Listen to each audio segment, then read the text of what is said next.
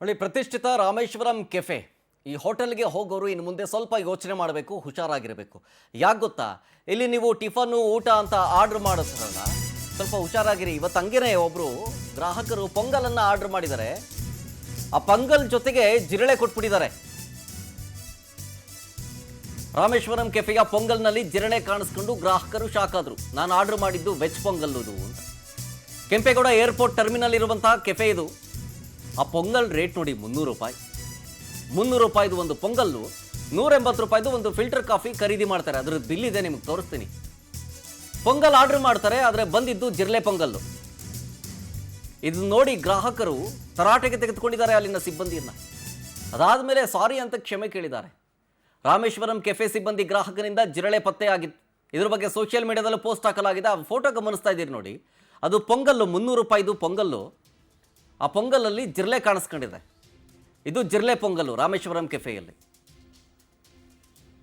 ಇದಾಗ್ತಿದ್ದಂಗೆ social ಮೀಡಿಯಾದಲ್ಲಿ ಇದ್ರ ಬಗ್ಗೆ ಪೋಸ್ಟ್ ಹಾಕಿ, ರಾಮೇಶ್ವರಂ ಕೆಫೆ ಹೆಸರಾಂತ ಪ್ರತಿಷ್ಠಿತ ರಾಮೇಶ್ವರಂ ಕೆಫೆ ಹೇಳ್ಕೊಳಕ್ಕೆ ಮಾತ್ರ 300 ರೂಪಾಯಿ ಕೊಟ್ಟು ಟೇಸ್ಟ್ ಚೆನ್ನಾಗಿರುತ್ತೆ ಅಂತೇಳಿ ಪೊಂಗಲ್ ಆರ್ಡರ್ ಮಾಡಿದ್ರೆ ಇವರು ಜಿರಳೆ ಪೊಂಗಲ್ ಕೊಟ್ಟಿದ್ದಾರೆ ಅಂತೇಳಿ ಆಕ್ರೋಶವನ್ನು ಹೊರಹಾಕ್ತಾ ಇದ್ದಾರೆ ಗ್ರಾಹಕರು.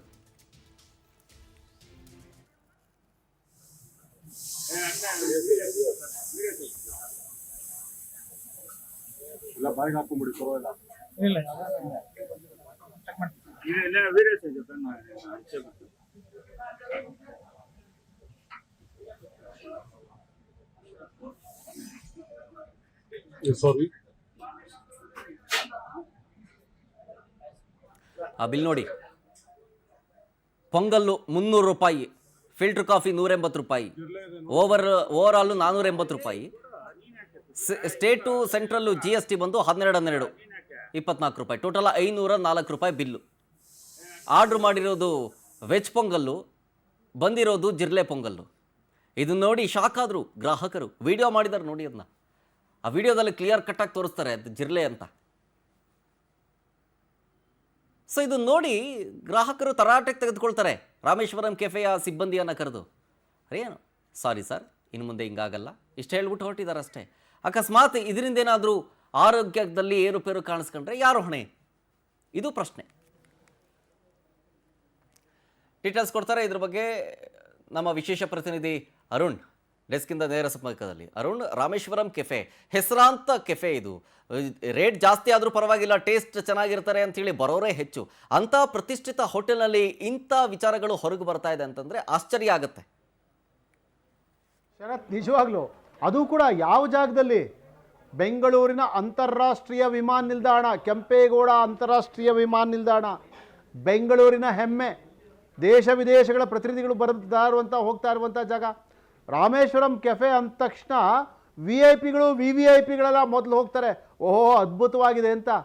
ಅಲ್ಲಿ ಕೊಡ್ತಾ ಇರೋ ಸ್ಥಿತಿ ಹೇಗಿದೆ ಅಂದರೆ, ಜಿರಳೆ ಸಿಗ್ತಾ ಇದೆ ಪೊಂಗಲಲ್ಲಿ ಅಂತಂದರೆ ಇನ್ನೆಷ್ಟು ಶುಚಿಯಾಗಿರುತ್ತೆ ಆ ಜಾಗ ಅನ್ನೋದನ್ನು ನಾವು ಅರ್ಥ ಮಾಡ್ಕೋಬೇಕು. ಅದು ವಿಮಾನ ನಿಲ್ದಾಣದ ಆವರಣದಲ್ಲಿರುವಂಥ ಕೆಫೆಯಲ್ಲಿ ಇನ್ನೆಷ್ಟರ ಮಟ್ಟಿಗೆ ಅವ್ರು ಕ್ಲೀನಾಗಿ ಇಟ್ಕೊಂಡಿರೋದು ಇದರಿಂದ ಗೊತ್ತಾಗುತ್ತೆ. ಅವ್ರದ್ದು ಒಂದು ಇನ್ಸ್ಟಾಗ್ರಾಮಲ್ಲಿ ನೋಡ್ತಾ ಇದ್ದೆ, ಅವ್ರು ಹೇಳ್ತಾ ಇರೋದು ಏನು ಗೊತ್ತಾ, ರಾಮೇಶ್ವರಂ ಕೆಫೆದು every plate comes with speed, warm too and hot, no frills, just honest South Indian goodness. It is not the food, it is the people behind it, working with passion, serving thousands daily and still smiling. Look around, the place is always full, not just with crowds but with trust. ನಿಜ, ಜನ ನಿಮ್ಮನ್ನ ನಂಬಿದ್ದಾರೆ. ಯಾಕಂದರೆ ನೀವು ಕೊಡುವಂಥ ಪ್ರತಿಯೊಂದು ಆಹಾರ ರುಚಿಯಾಗಿರೋದ್ರ ಜೊತೆಗೆ ಶುಚಿಯಾಗೂ ಇರುತ್ತೆ ಅಂತ ಜನ ನಂಬಿದ್ದಾರೆ. ಆದರೆ ಅದು ಎಷ್ಟರ ಮಟ್ಟಿಗೆ ಶುಚಿಯಾಗಿದೆ ಅನ್ನೋದು ಇವತ್ತು ಆ ಜಿರಳೆ ಪೊಂಗಲಲ್ಲಿ ಸಾಬೀತಾಗ್ತಾ ಇದೆ. ವಿಮಾನ ನಿಲ್ದಾಣದ ಆವರಣದಲ್ಲಿರುವಂಥ ಒಂದು ರಾಮೇಶ್ವರಂ ಕೆಫೆಯಲ್ಲೇ ಈಗ ಜಿರಳೆ ಸಿಗ್ತಾ ಇದೆ ಅಂತಂದರೆ, ಇನ್ನು ಉಳಿದ ಜಾಗಗಳ ರಾಮೇಶ್ವರಂ ಕೆಫೆಯ ಅಡುಗೆ ಮನೆಯಾಗಲಿ, ಅವರ ಉಗ್ರಾಣವಾಗಲಿ ಇನ್ನೆಷ್ಟರ ಮಟ್ಟಿಗೆ ಕ್ಲೀನಾಗಿ ಇಟ್ಕೊಂಡಿದ್ದಾರೆ ಅಂತ ನಾವು ನೋಡಬೇಕಾಗುತ್ತೆ. ಜೊತೆಗೆ ಪೊಂಗಲ್ಗೆ 300 ರೂಪಾಯಿ ರೇಟು ನೋಡಿ. ಯಾವುದಾದ್ರು ನಮ್ಮ ದರ್ಶಿನಿ ಹೋಟೆಲ್ಗೆ ಹೋದರೆ ಅದೇ ಪೊಂಗಲ್ಲು 50 ರೂಪಾಯಿ ಒಳಗೆ ಸಿಗುತ್ತೆ. ಕಾಫಿ 180 ರೂಪಾಯಿ. ಏನು ಆ ಕಾಫಿಗೆ ಚಿನ್ನದ ಕಾಫಿ ಬೀನ್ಸ್ ಏನಾರು ಹಾಕ್ತಾರ? 180 ರೂಪಾಯಿ ಒಂದು ಲೋಟ ಕಾಫಿ ಫಿಲ್ಟರ್ ಕಾಫಿ ಬೆಲೆ, ಇಷ್ಟೊಂದೆಲ್ಲ ದುಬಾರಿ ಹಣ ಕೊಟ್ಟು ಕೂಡ ಪ್ಯೂರ್ ವೆಜಿಟೇರಿಯನ್ ಅಂತ ಬೋರ್ಡ್ ಹಾಕ್ಕೊಂಡಿರುವಂಥ ರಾಮೇಶ್ವರಂ ಕೆಫೆಗೆ ಹೋದರೆ ಅಲ್ಲಿ ಸಿಗ್ತಾ ಇರೋದು ಚೈನೀ ಡಿಶ್ಶು, ಜಿರಳೆ. ಬಹುಶಃ ಚೀನಿ ಡಿಶ್ಗೆ ಹೋದರೆ ಅವರು ಪ್ರತ್ಯೇಕವಾಗಿ ಅವರು ಹೇಳೇ ಕೊಡ್ತಾರೆ, ಸ್ವಾಮಿ ಇದು ಜಿರಳೆನ್ ಮಾಡಿರೋದು ಅಂತ ಹೇಳ್ಬಿಟ್ಟು ಕೊಡ್ತಾರೆ. ಆದರೆ ರಾಮೇಶ್ವರಂ ಕೆಫೆಯವರು ಪ್ಯೂರ್ ವೆಜಿಟೇರಿಯನ್ ಅಂತ ಹಾಕ್ಕೊಂಡು ಪೊಂಗಲಲ್ಲಿ ಜಿರಳೆ ಹಾಕ್ಕೊಟ್ಟಿಯಾರಲ್ಲ. ಹೋಲಿ ಆ ಒಂದು ಸಿಬ್ಬಂದಿಗೆ ಆ ವಿಡಿಯೋದಲ್ಲಿ ಕಾಣಿಸ್ತಾ ಇದೆ ನೋಡಿ, ನೇರವಾಗಿ ಬಂದು ಕೇಳ್ತಾ ಇದ್ದಾರೆ, ಏನಪ್ಪ ಈ ಥರ ಜಿರಳೆ ಹಾಕ್ಕೊಟ್ಟಿದ್ಯಾ ಅಂದರೆ, ಸಾರಿ. ನಿಮ್ದೊಂದು ಸಾರಿಯಿಂದ ಪೂರ್ತಿ ಎಲ್ಲ ಮುಗಿದೋಯ್ತಾ?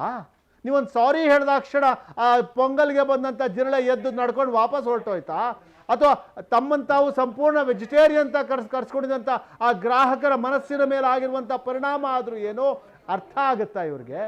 ರಾಮೇಶ್ವರಂ ಕೆಫೆ ಅಂತ ಬ್ರ್ಯಾಂಡ್ ಇದೆಯಲ್ಲ, ಆ ಬ್ರ್ಯಾಂಡ್ಗೆ ಇದು ಕಳಂಕ ಆಗುತ್ತೆ, ಬೆಂಗಳೂರಿನ ಬ್ರ್ಯಾಂಡ್ಗೆ ಇದು ಕಳಂಕ ಆಗುತ್ತೆ. ಶರತ್, ಡೀಟೇಲ್ಸ್ಗಾಗಿ ನೋಡಿ, ಇದು ರಾಮೇಶ್ವರಂ ಕೆಫೆಯಲ್ಲಿ ಕಂಡು ಬಂದಂತಹ ದೃಶ್ಯ.